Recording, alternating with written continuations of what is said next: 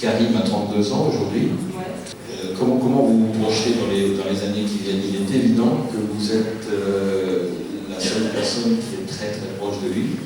Comment ça peut se passer dans les années qui viennent et un peu plus tard encore?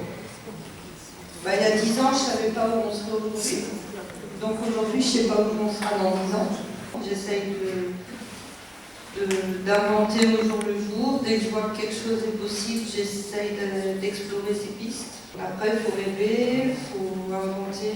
Quand on a préparé ce moment ensemble il y a 48 heures, vous m'avez dit aussi qu'en public, comme ça, Karim est volontiers capot.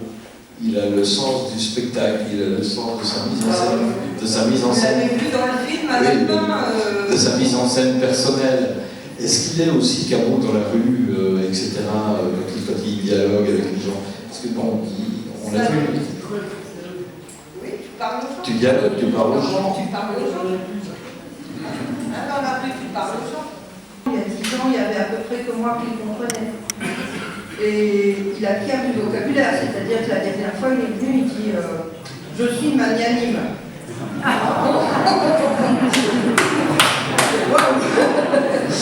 Donc il vient avec des mots comme ça qui rentrent dans sa tête et qu'il utilise, alors bon escient ou pas, mais le vocabulaire rentre. Donc j'ai commencé très tard avec Karim. Maintenant les mamans commencent beaucoup plus tôt et il faut commencer avec l'autisme très très tôt parce qu'il y a 15% d'autistes Asperger, donc ça c'est les très intelligents qu'on voit partout, enfin qu'on nous montre partout parce que les autres on ne les montre pas. Il y a 15% de déficients et entre les deux il y a 70% d'autistes qui ont une intelligence normale. Sauf qu'à ceux-là, on ne leur donne pas la chance de développer leur intelligence normale. Donc c'est aussi ça, l'inclusion. C'est pas un troupeau de personnes handicapées qu'on emmène quelque part au cinéma.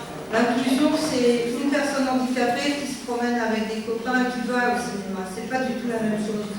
Avant-hier, j'étais en ville et il y avait un groupe de 30 jeunes qui venaient d'un autre pays. Alors je ne comprenais pas la langue, c'était pas de l'allemand, mais je pense que c'était une langue nordique.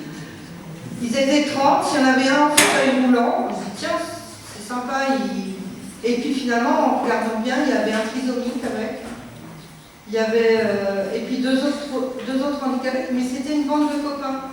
Et l'inclusion, c'est ça. On est une société où, en France, on ne voit pas les handicapés, qu'ils soient autistes, qu'ils soient trisomiques, on ne les voit pas dans la rue. En fait, on est une société où il y a plein de gens qui ont une différence et on ne les voit jamais. Quand vous regardez sur Internet dans d'autres pays, même des trisomiques, vous avez une personne trisomique qui passe son bac en France, c'est inenvisageable. Une personne, je crois que c'est en Argentine, une personne trisomique qui est institutrice, c'est inenvisageable. Alors, les personnes autistes, effectivement, il y a des Asperger, ils ont énormément de mal à trouver du travail, alors qu'ils ont des capacités énormes. On ne se rend pas du tout compte. Qui connaît les Pokémon?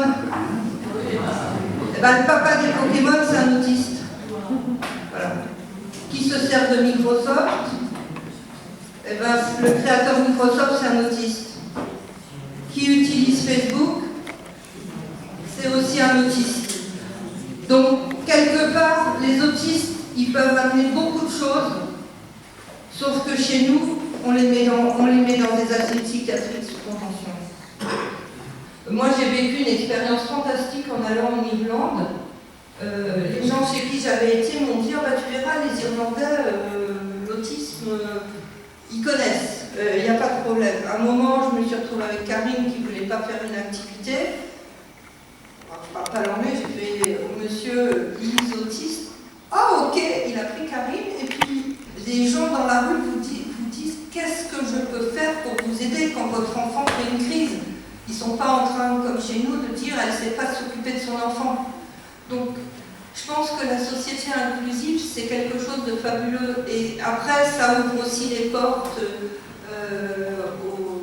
à toutes les différences.